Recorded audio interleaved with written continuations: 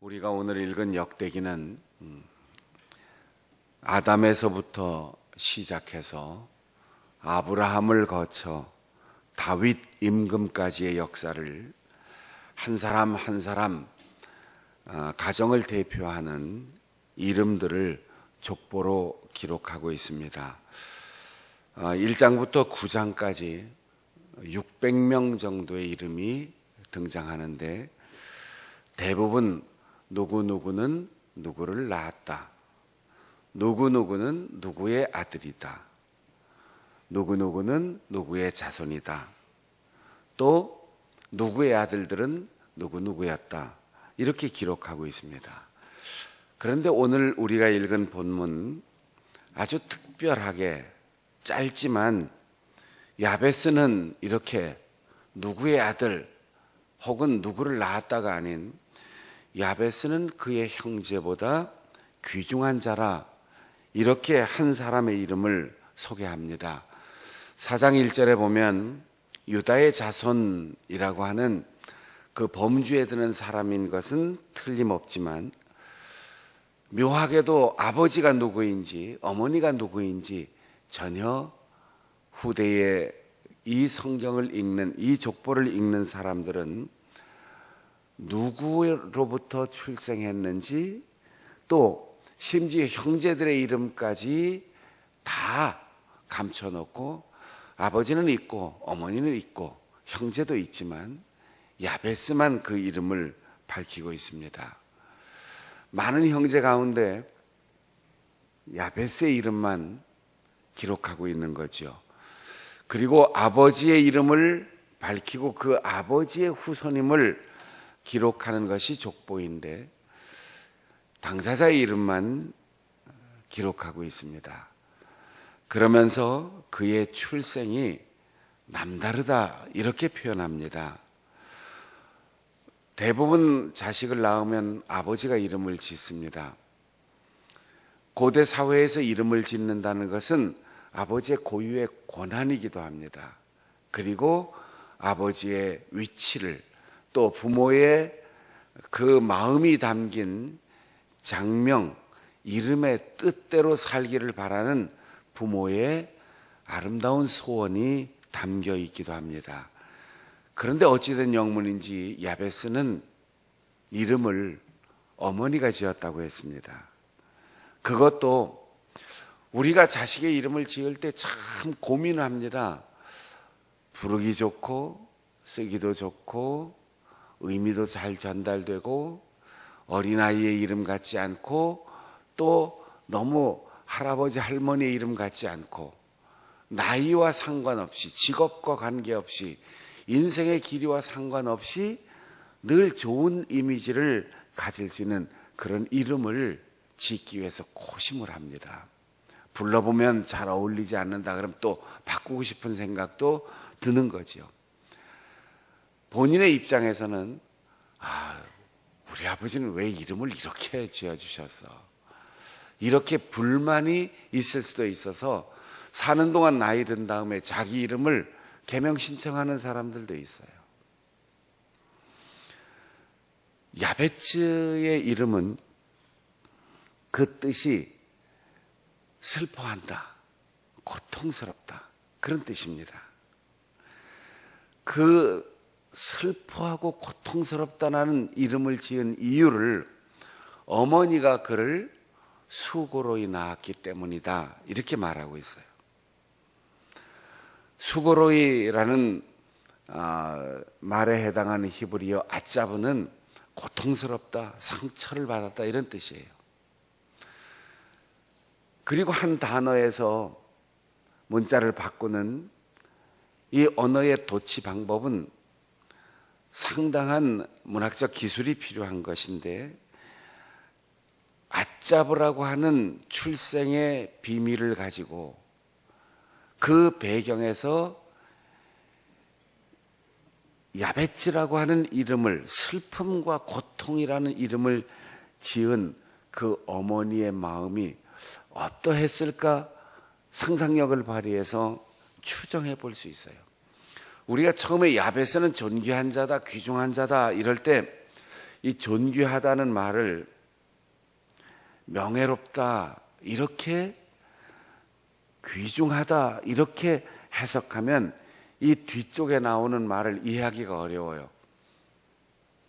야베스는 다른 형제들에 비해서 아주 명예로운 이름이고 정말 중요한 사람이다 이렇게 읽고 나서 그 다음 어머니가 고통이라고 이름을 지었다. 어머니가 그를 낳을 때 정말 고통스러웠다. 이러면 앞뒤 문장이 이해가 안 되는 거죠. 우리말로 쓰는 한자에 무겁다, 거듭된다 이런 의미를 동시에 가진 중자가 있어요. 무거울 중, 거듭 중. 제가 신학교 다닐 때 어떤 신학교 교수님이 설교하면서 이런 얘기를 하셨어요.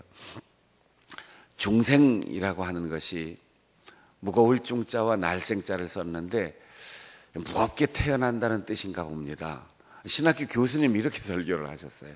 우리도 헷갈려갖고 한참을 생각을 했는데 이때의 중자는 무거울 중자가 아니고 거듭 중자로 읽어야 되는 거죠. 그러니까 중생이란 말은 무겁게 태어난다는 뜻이 아니고 어머니의 뱃속에서 이 땅에 한 번 태어났는데 예수 그리스도를 믿고 하나님의 자녀로 하늘 백성으로 다시 태어난다. 그래서 거듭난다. 두 번째 새롭게 난다. 그래서 신생, 중생 이렇게 표현하는 거죠. 여기에서 문자를 읽는 방법이 다르면 전혀 그 의미를 이해할 수가 없습니다.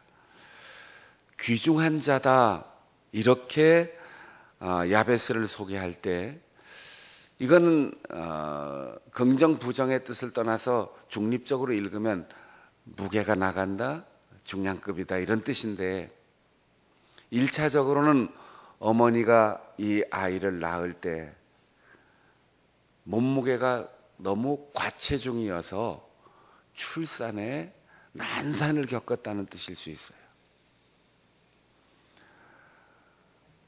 몸무게가 빈약해서 태어난 후에 보살핌이 많이 필요한 아기도 있고 또 뱃속에서 너무 커서 몸무게가 많이 나가고 덩치가 크면 출생할 때 어머니에게 생명에 위협을 줄 수도 있어요. 그러니까 이 야베스는 태어날 때 과체중이어서 어머니의 목숨을 위협할 만큼 난산을 했다라는 뜻으로 해석할 수도 있고 또 하나는 어머니에게 고통을 주었다. 형제들보다 더 고통스럽게 이 땅에 태어났다. 이 말은 그가 태어나면서 어머니에게 그리고 형제들에게 엄청난 가정의 재난을 가져온 사람일 수도 있습니다. 그래서 아버지의 이름을 기록하지 않은 이유, 아버지가 이 아이의 이름을 짓지 않은 이유를 거슬러 생각해 보면 아마도 이 아이를 갖고 나서 출생하기까지 그 사이에 아버지가 비참하게 돌아가셨을 수 있어요. 그러니까 옛날 사람들은 우리 주변에 일어난 모든 일을 합리적이고 객관적으로 생각하지 않고 누구에겐가 그 원인을 덮어씌우고 싶어 해요. 너 이놈 너 태어나서 내가 혼자 됐어. 너 태어나면서 우리 집 운명이 이렇게 됐어. 그래서 넌 집안에 아주 골칫덩이로 태어난 거야. 네가 나면서 아버지가 돌아가셨다고 이렇게 형들에게 핀잔받으면서 산 아이일 수 있어요. 엄마를 과부로 만들고 형제들을 고아로 만든 너 출생의 불운. 그래서 이름 자체가 에이 고통스러워. 널 볼 때마다 가슴이 아파. 너를 볼 때마다 짐스러워. 이렇게 어머니부터 형들까지 다 이 아이를 천대했을 수 있습니다. 형제보다 사나운 팔자를 가지고 태어났다, 우리식으로 이렇게 해석할 수 있는 거지요. 그런데 야베스의 이름이 그냥 이름만 기록되지 않고 불행하게 고통스럽게 태어났지만, 이름도 그가 어른이 될 때까지 자기의 의지로 살아갈 수 있을 나이가 될 때까지 끊임없이 어머니가 야 이 고통아, 야 이 근심아, 야 이 사나운 팔자야 이렇게 부르고, 형들도 아이고 저놈 북한산 호랑이가 뭘 먹고 살아 이러면서 컸다는 거예요. 여러분, 우리가 내가 하필이면 왜 이 조선 땅에 태어났어? 하필이면 나는 왜 바닷가에서 태어났을까? 내가 좀 더 좋은 부모 밑에서 태어나서 좀 더 좋은 환경에서 공부를 잘하고 대학도 보내줬으면 내가 이 모양 이 꼴로 살지 않을 텐데, 이런 자기 나름대로의 한계나 자기 나름대로 자라면서 서운함이 있을 수 있어요.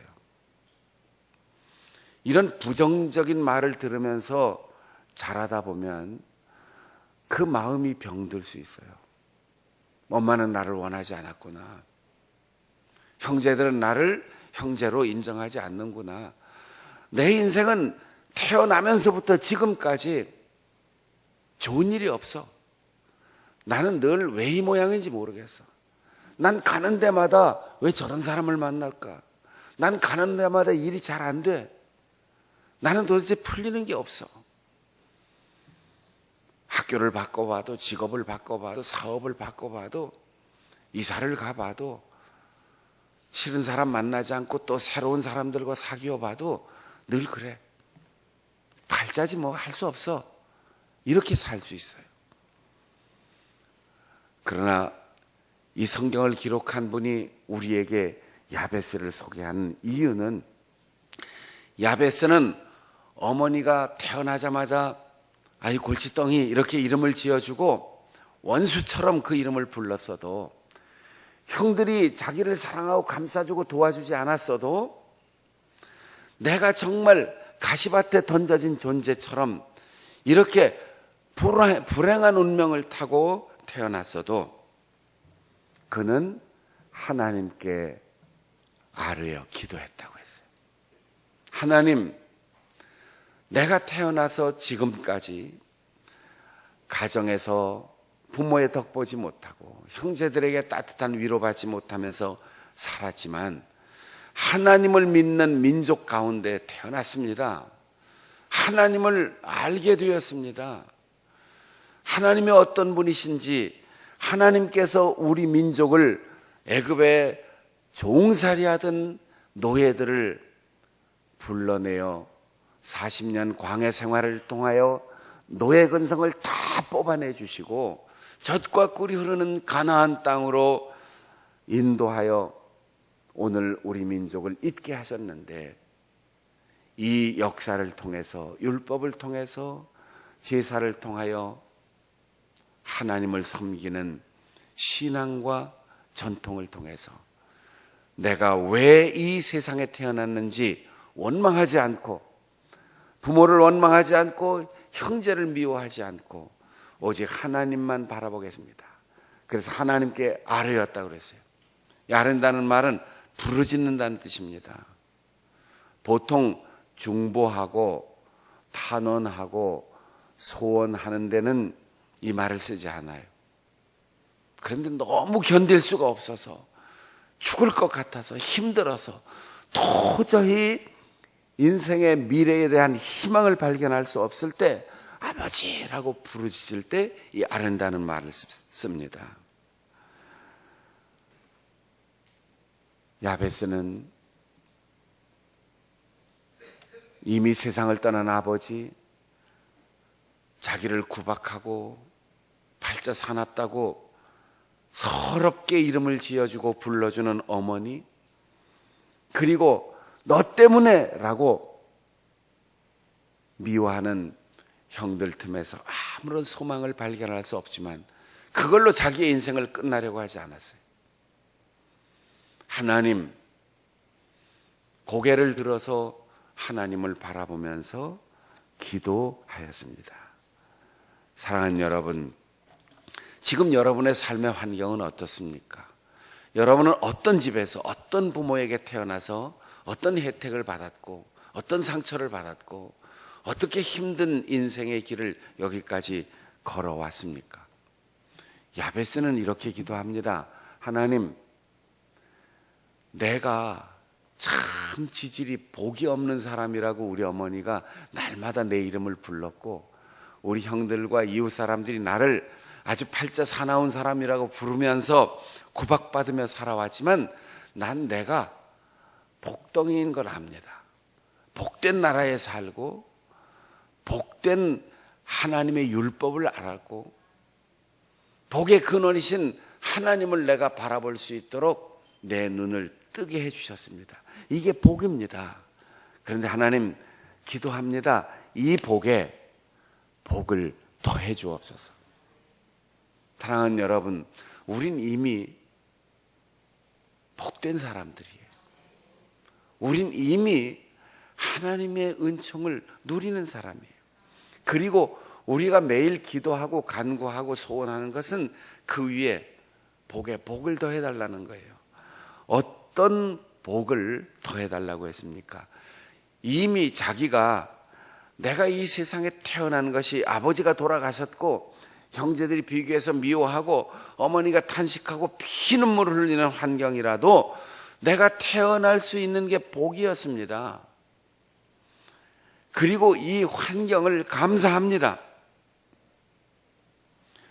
그러나 어머니가 내 이름을 부를 때마다 아유, 저 고통스러운 존재, 아이고, 저 무거운 짐, 아이고, 왼수, 이렇게 부르는 그 이름 속에서 나는 내 이름이 야베츠, 고통인 것을 잊을 수가 없습니다. 그래서 뭔가 하려고 하면 나는 고통이지, 또 고통이 다가올 테지, 누군가를 만나면 아유, 또 저 사람 나에게 고통을 줄 테지, 무슨 일을 하려고 하면 또 고통으로 끝날 테지, 이 한계를 벗어나지 못하면서 여기까지 살았습니다.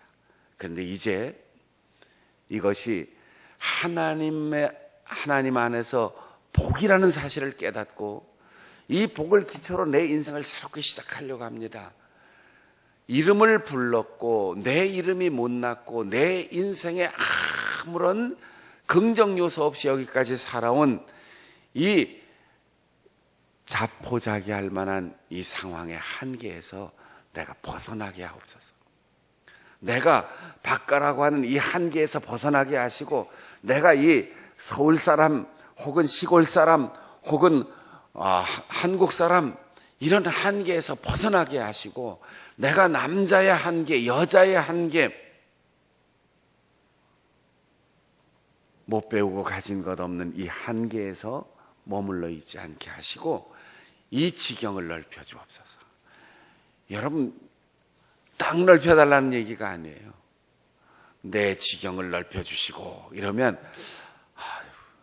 집 있는데 별장도 하나 생겼으면 좋겠고 콘도미니엄도 하나 생겼으면 좋겠고 또 논도 있으면 좋고 밭도 있으면 좋고 이렇게 지경을 넓혀달라는 게 아니고 내 한계, 내 영역, 내 테두리, 너는 그거밖에 안 돼. 너는 아무리 몸부림쳐봐야 소용없어. 이렇게 자기를 우겨싸는 이 한계 상황, 여기에 내 머릿속에 세뇌된 부모의 영향, 친구의 영향, 형제의 영향, 이런 모든 테두리 속에 난 틀렸어. 난 이만하면 됐지 뭐. 이것뿐이야. 이런 한계에서 벗어나기를 소원했는데 그건 자기 의지 갖고 되는 게 아니라는 거예요. 누가 자기를 도와줄 수 있는 게 아니라는 거죠. 하나님만이 나를 존재하게 하셨으니 하나님, 내가 스스로의 한계에 안주하거나 스스로 내 이름 때문에 포기하거나 내 주변 이 환난을 받았고 서름 받으며 살아왔던 이 환경에서 내가 제약되지 않고 벗어나게 하여 주시옵소서. 야베스가 자기 이름을 엄마가 부를 때마다, 형제들이 부를 때마다 얼마나 불쾌했겠어요. 난 뭐 되는 게 없어. 그래, 내 이름이 그런데 뭐 어떡해.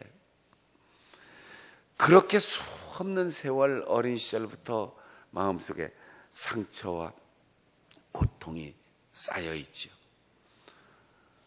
그런데 야베스는 기도합니다. 하나님, 내가 이제 내 인생의 존재가 복인 줄 알았습니다.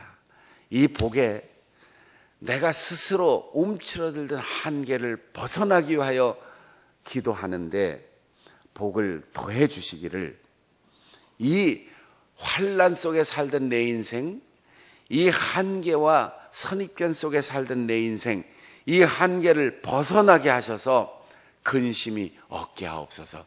이 근심이란 말이 그의 이름의 어원이 된 아짜브란 단어예요. 아짜브 야베츠. 근심이 없게 하옵소서. 바울 사도가 이렇게 기도한 적이 있어요.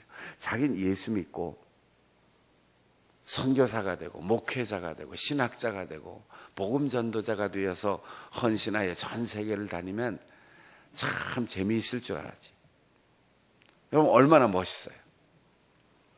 평생 자기가 태어난 동네에 벗어나지 못하고 살다가 죽는 게 고대 사회의 인생이었는데 그는 누구도 부러워할 만큼 배웠어요. 모든 사람들이 그에게 배우려고 다가오는 큰 스승이었어요. 율법의 의로 흠잡을 데 없이 깨끗하고 완벽한 인생을 살았어요. 그런데 그를 부르시는 예수 그리스도의 음성을 듣고 그 눈에 파충류의 뱀의 비늘이 싹 벗어지는 순간 세상을 새롭게 보니까 그렇게 비난했던 세상 사람들이 죄인이 아니고 자기가 죄인의 괴수라는 사실을 알게 되었어요. 그리고 자기의 모든 기득권, 지금까지 좋았다라고 하는 환경을 싹 쓰레기처럼 여기고 벗어나서 외롭고 힘들고 억울하고 고통스러운 환난을 매일 받는 사도의 길을 걸었는데 유대인 동족의 위험, 칼과 창, 바다에 빠지고 수많은 자연재해, 억울한 투옥, 그렇게 사방으로 우겨쌈을 당하여도 나는 우겨싸이지 않고 지역의 한계, 유대인의 한계, 율법의 한계를 넘어서서 세계 모든 사람들을 사랑으로 품고 주님께로 인도하는 이 행복한 길을 걸어간다. 바울 사도는 사람의 눈으로 볼 때 참 불쌍한 사람이에요. 좋은 거 다 놔두고 왜 저 길을 가나? 그렇게 촉망받고 그렇게 공부 잘하고 그렇게 멋진 사람들이 왜 신학교를 갈까? 왜 선교사로 갈까? 불쌍해 보이지 않아요?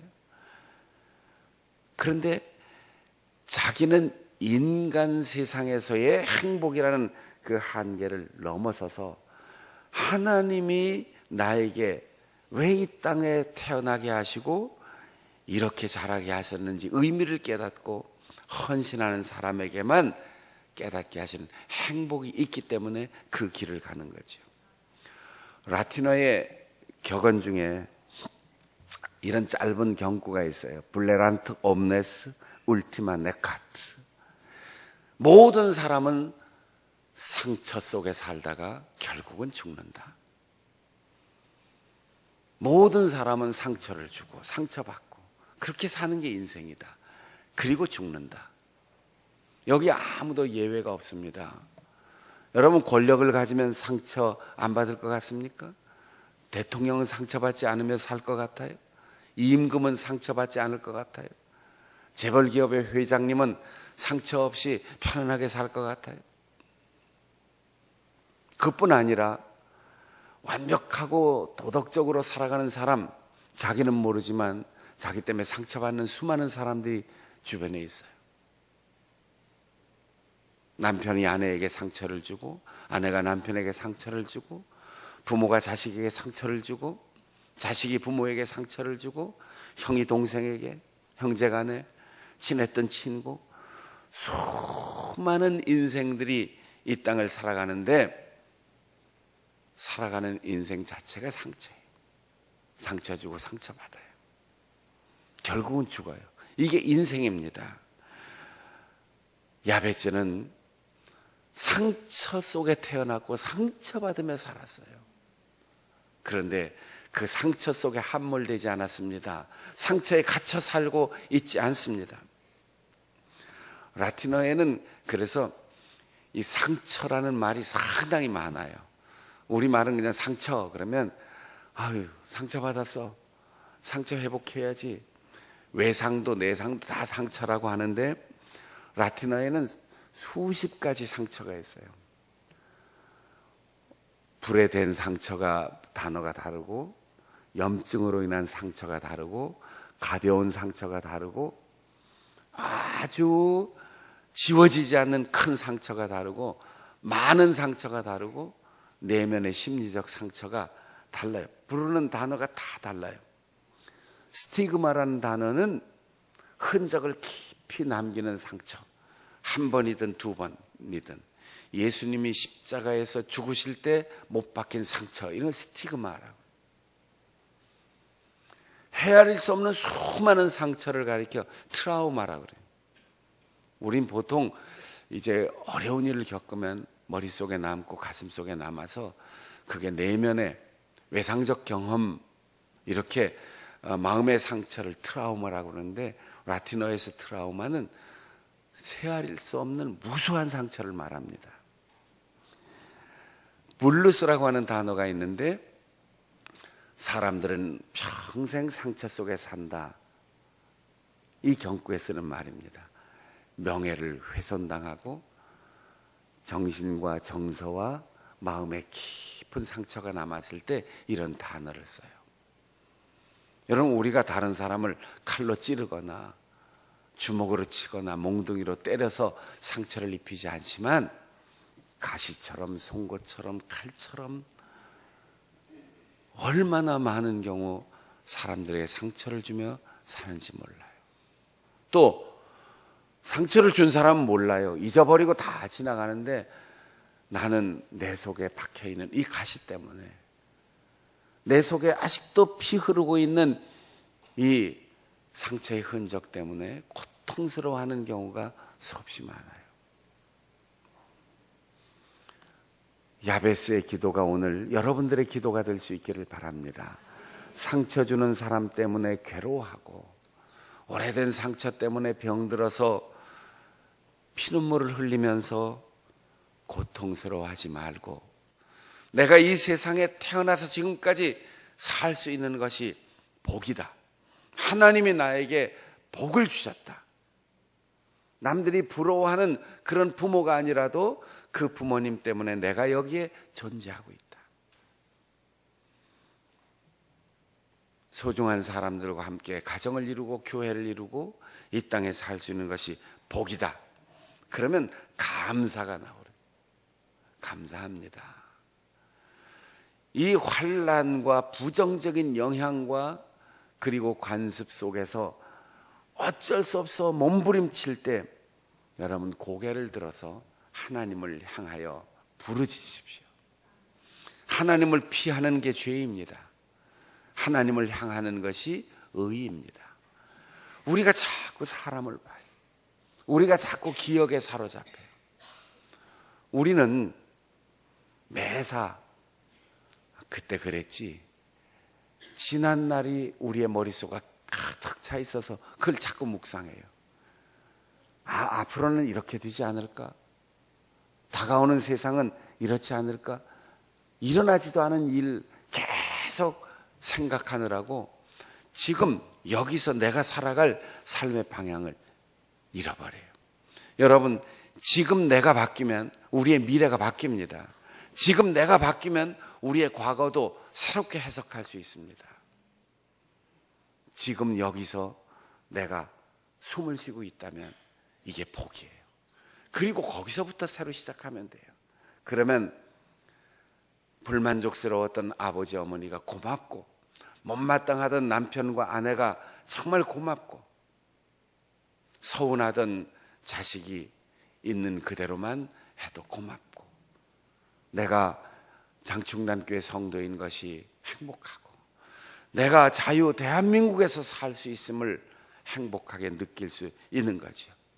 이 새로운 변화와 도약의 정점이 바로 하나님, 나로 하여금 내 한계를 벗어나게 하시고, 아무리 환난을 당해도 그것 때문에 내 마음에 상처받고 근심하지 않게 하여 주시옵소서. 이렇게 기도할 수 있는 거죠. 그러면 우리에게 두 가지 현상이 일어납니다. 하나는 다른 사람에게 상처를 주지 않고 다른 사람을 싸매주고 회복시켜주는 역할을 할 수 있어요. 또 하나는 아무리 누가 뭐라도 상처받지 않고 정신적으로 건강하게 살아갈 수 있어요. 여러분, 오늘부터 상처 주지 말고 치료해주고 칭찬해주며 살아갑시다. 불평하지 말고 눈물 흘리지 말고 한계 속에서 몸부림치지 말고 하나님을 바라보면서 감사하며 살아가십시다. 하나님이 그 구하는 것을 허락하셨더라라고 했어요. 허락하지 않을 이유가 없잖아요. 여러분, 우리의 언어가 달라져야지 돼요. 우리가 살면서 진실이라는 솔직하게 말해서 이런 껍질을 쓰고 얼마나 많은 경우 다른 사람에게 상처였었습니까? 누가 물으면 솔직하게 말해도 돼? 그리고는 뻔히 상처 입는 줄 알면서도 모진 말을 하잖아요. 좀 몸무게가 많은 사람들 보면 왜 그렇게 뚱뚱해? 자기는 객관적인 사실을 얘기했다고 그러지만 듣는 사람은 평생 상처입니다. 오랜만에 동창들 만나는데, 야, 너 왜 이렇게 돼서 주름살이 말도 못하고 얼굴은 왜 그렇게 검버섯이 끼고 머리는 하얘졌냐? 너 왜 그래 살쪘어? 뚱뚱해졌어? 동창들이 그 주변에 다시는 안 옵니다. 오랜만에 만났는데, 야, 참 너 무게감이 있어서 존재감이 있어서 좋겠다. 너 같은 사람이 옆에 없으면 허전할 것 같아.